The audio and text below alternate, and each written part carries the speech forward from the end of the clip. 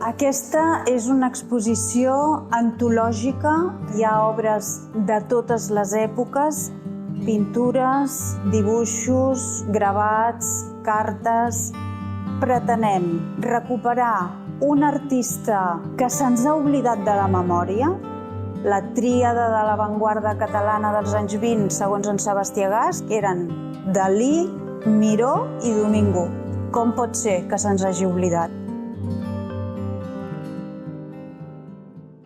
Francesc Domingo és un noi, un jove que aprèn en els Ateneus obrers, però a la vegada va entrar a l'Escola Superior de Bells Oficis. Jo diria que la poesia de Papaseit en aquesta època, que era clarament revolucionària, va inspirar no només a Domingo, sinó a molts altres.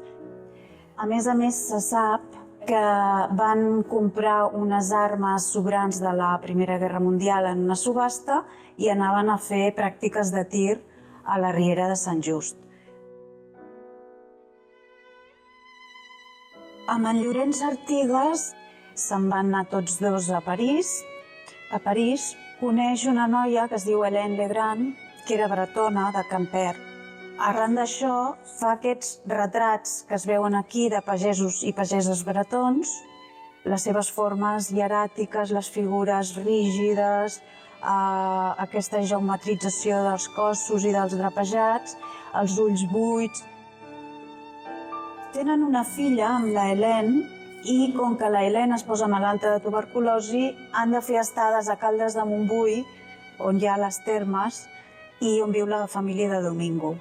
En aquestes estades a Caldes pinta aquests paisatges cubistes. Són com dos temes diferents, però quasi simultanis.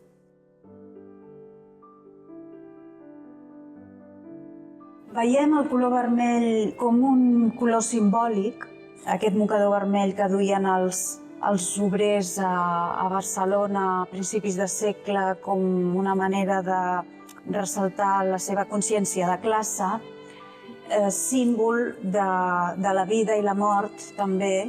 La seva filla va morir poc després de pintar aquest retrat. Quan va arribar la Guerra Civil, en Domingo es va implicar en muntar una gran exposició d'art català a París i després va ser l'organitzador del Casal de la Cultura.